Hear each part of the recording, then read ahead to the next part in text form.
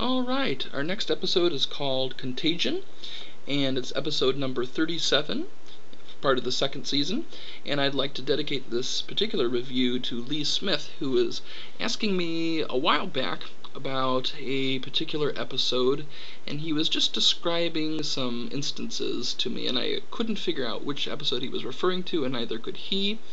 And finally I have, and this is the one, Lee. So if you're interested in watching this episode, it's called Contagion. Now this one originally aired on March 18th, 1989, and it was written by Steve Gerber and Beth Woods, and directed by Joseph Scanlon. Now plot-wise with this episode, when the USS Amato self-destructs in the neutral zone from massive system failures, Captain Picard decides that he's going to assume the mission of its captain, Donald Varley. Now, Varley believed he had located the home planet of the Iconians, which is a fabled race of incredible technological prowess. So since the planet was in the neutral zone, Varley feared the Romulans would gain an advantage by carrying off its technology.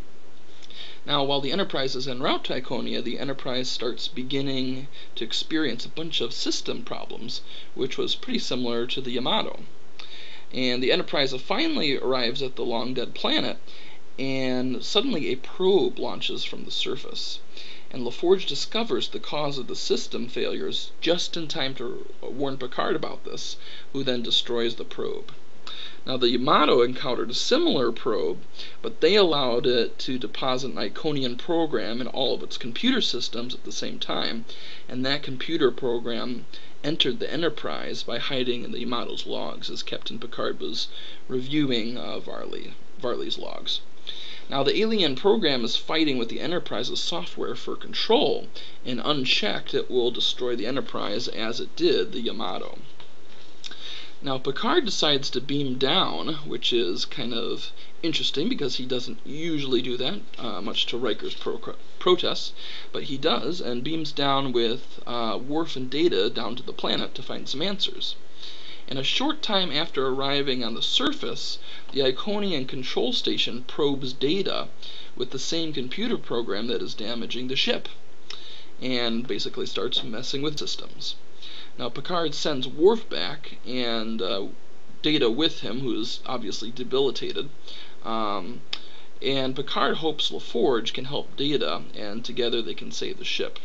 And it seems like it's going to overload Data, and Data will be destroyed. Now, fearing the powerful Iconian technology will fall into Romulan hands, Picard decides to destroy everything. And he launches a probe and then closes the launch bay doors before the probe can escape, which causes a power overload and detonates the Iconian energy source as Picard returns to the ship. Now in the Enterprise, Data's self-correcting mechanism finds a way to purge the Iconian program. So it looks like Data is basically gone, and then all of a sudden it's like he's got a shock to his system, and Data's rebooted. So his entire system shuts down and then restarts, basically. Now LaForge does the same thing with the Enterprise, and they give that information to the Romulan vessel, just so they won't have to self-destruct, and everything returns to normal, and the Enterprise decides to warp away just in case the engineer on the Romulan ship is not quite as efficient as Geordi LaForge. But anyway, that's the end of this particular episode. Kind of an obscure one, but one that is pretty noteworthy because, as I said, Captain Picard is not often the guy who is going down for these away missions. In fact, at the end of the episode he says, well, number one, I can see why you basically keep all these away missions to yourself. That's where all the fun is. And it's kind of a fun ending to that episode when he makes that remark. He says, what's been going on here? Same old routine, I suppose. Now, I also think it's interesting to mention that while they're on the planet, there is an Iconian gateway in the room that Picard notices. And it's pretty cool. I mean, this was back in 1989, so it wasn't nearly what we have today in terms of technology and special effects, but I thought it was really cool to see that kind of portal there.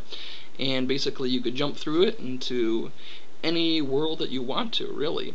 And one happens to be the Romulan ship, and briefly Picard walks through and actually enters the Romulan ship And the Romulans think, oh, it's going to be great because even though the Romulan ship is on self-destruct, Picard will go down with them. But fortunately, he's rescued in time by the Enterprise crew. But anyway, I thought that gateway was really well done. And we do see it again, another, not that particular one, but another Iconian gateway in an episode of Star Trek Deep Space Nine, if any of you recall that. Other than that, I don't have a lot to say about this episode. It's a fairly entertaining episode, but nothing that necessarily would be in the top 5, I don't think, for Season 2. In fact, that's probably why I forgot a lot about it, and Lee, I think you did too. But definitely nothing too bad about it, and definitely worth a watch if you're interested. So, a marginal recommendation for this particular episode, and thanks for watching, guys.